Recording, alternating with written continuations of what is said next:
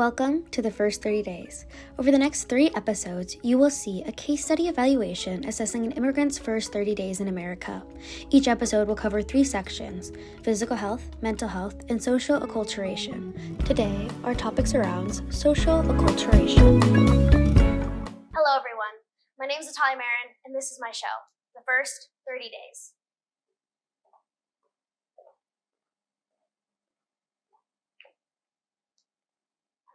Welcome to our final episode in this incredible 3-part series. The first 30 days is about creating understanding of the difficulty of the immigration journey, as immigration research is often approached from a policy perspective and rarely focuses on the humans involved, thus dehumanizing the issues and generalizing the experience of all immigrants.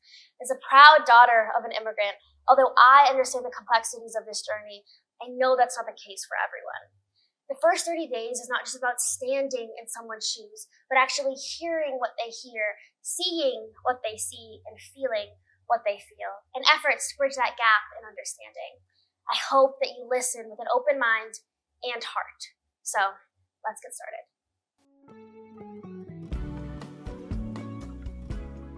A reminder to everyone that this show surrounding an immigrant's social acculturation is going to be discussed through a case study. Again, here is our person.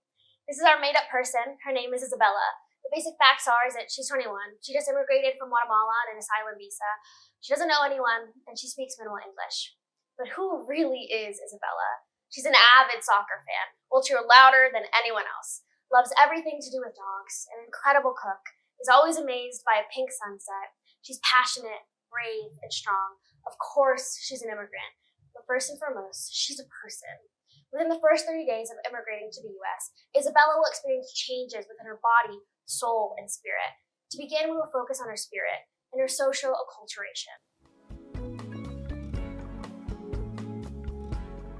We will evaluate her social acculturation in 2 segments. First, the difference between acculturation and assimilation. Second, how social programs help immigrants feel at home. So, what's the difference between acculturation and assimilation? Acculturation is the act of keeping your own culture while interacting with other cultures. For example, it would be allowing Isabella to keep her traditions, her background, while adapting to her new culture here in America. Versus assimilation is losing who you are in order to become part of that dominant culture, the American culture. Understanding that culture is important, no doubt. But assimilation is asking immigrants like Isabella to abandon their ideals, their values, their history, which is also a non-negotiable. That is why acculturation, not assimilation, is so important for immigrants. So, how does one acculturate? Currently, the U.S. lacks a federal program for immigration integration, leaving local governments and organizations to fill this gap. Isabella did not get an official orientation from the government when she arrived. No one does. Now, President Trump's new executive order designating English as the official language is creating forms, papers, interviews, and just about everything in an unknown language to most immigrants. So, that is making it much, much harder for immigrants to feel at home within this country. Furthermore, a study by Nova Southeastern University in Florida displayed that immigrants usually describe their life experiences in the United States post-immigration as difficult and lonely. This isolation fueled by language accessibility can influence immigrants' integration within American culture due to that lack of knowledge about the USA. Though, all hope is not lost. Remember how I said these integration programs are left to community organizations?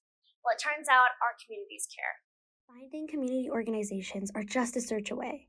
Within the Phoenix metropolitan area, some notable organizations are Refugee and Immigrant Community Empowerment, also known as RICE, International Rescue Committee of Phoenix, and Arizona Immigrant and Refugee Services. There are also some major national organizations like the U.S. Committee for Refugees and Immigrants, National Immigrant Justice Center, and the National Immigration Law Center. The Immigration Advocates Network even has a website to insert your zip code to find help. And finally, most of these organizations want volunteers to help with all of the amazing work they do. And if you're looking for these resources, they will be linked in the description of this video. Margaret J. Wheatley once said, "There is no power for change greater than a community discovering what it cares about. So care intentionally and care with purpose."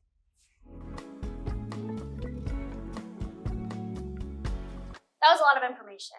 Let's summarize what we've learned today and have our final check-in with Isabella.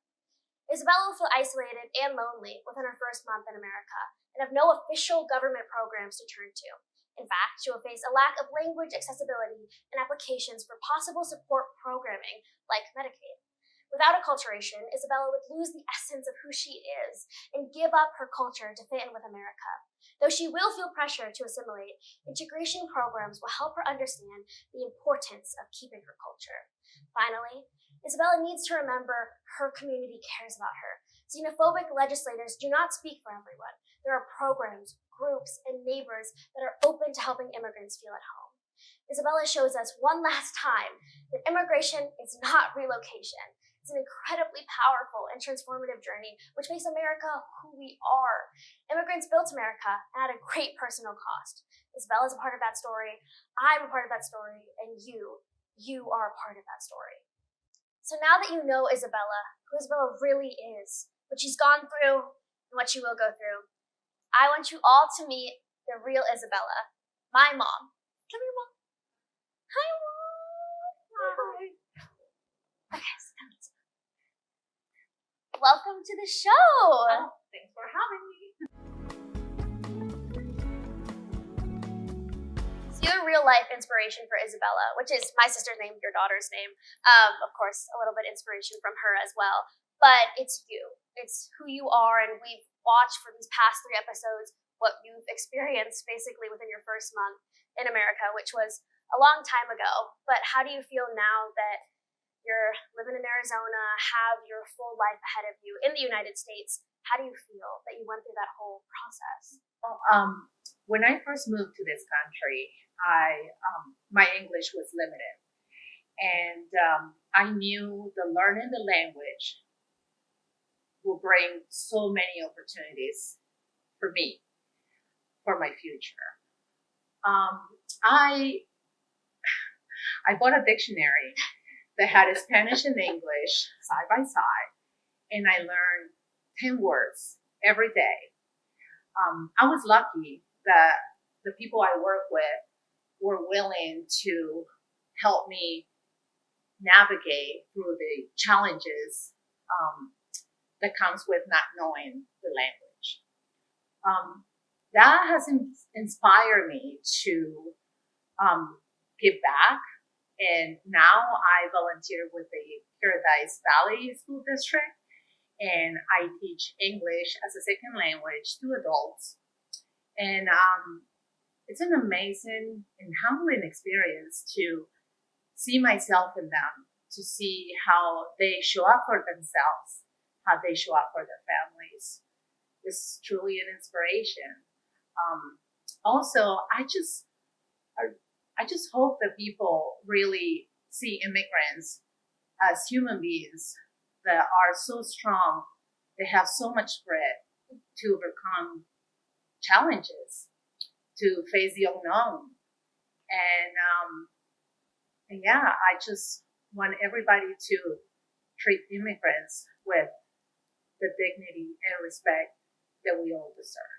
A long time ago, somebody asked me if I was proud to be an immigrant. And I answer that to be an immigrant takes a lot of strength, a lot of courage to overcome the unknown, to move to a new country, to learn a new language, to face everything, sometimes by yourself. And so, yeah, I am proud to be an immigrant. And I'm also proud to be your mom. Thank you so thank you so much. I mean, you mean the world to me, and this whole project is dedicated to you. It's in awe of everything that you've accomplished and everything that every single immigrant goes through. And I'm just so proud to be your daughter. So I'm proud as well. Thank you. I love you. I love you too. You know an immigrant. Our friends are immigrants. Our parents are immigrants. I am the daughter of an immigrant. This title does not even begin to define this diverse group of people. Before you make a snap judgment about us, about who we are, I ask you to listen. Listen to our dreams, to our sueños. My name is Natalia Marrin, and I am a daughter of an immigrant. I think that my professional dream is truly just to be a storyteller. I don't exactly know what capacity that I will do that in, but um, I've had a camera in my hand ever since I was 5 years old. There's very young pictures of me doing exactly what I'm doing right now. And I just find that storytelling through a lens makes for a better story. So, whether that's becoming a multimedia journalist or in just a director behind the scenes or producer at any capacity, I think that's what my professional dream is, to do something that makes me happy and that is important and impactful for my community. Issues and a lot of miscommunication and misunderstandings that lead to hateful rhetoric stem from not having a human-centered focus in storytelling. People like people. So if you're telling a story about a person, they're going to relate to that person 10 times more if you're just talking about a general issue. So the stories that I want to tell are about people's lives and to foster a community of understanding. I think my whole family inspires me the most. They amaze me every single day. My sister is the smartest person that I've ever met in my entire life, and she wants to dedicate her life to helping the Hispanic community in any way that she can, specifically being a lawyer. My mom bravely made the decision to move here when she was practically my age, not knowing the United States at all and not knowing English. And my dad really built himself from the ground up, and he inspires me through all of his hard work that he does every day. Latino pride is all encompassing. I think that it is something that is kind of hard to describe. It's more of a feeling rather than a definition. I'm very, very proud to be Latina, and I am proud of all of the Latinx people that I know.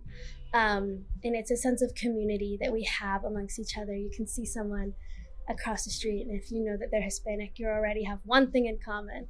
And I'm just very proud to be part of such a gracious and beautiful community. That was the first 30 days. This is a passion project of mine. I think that you can see that clearly.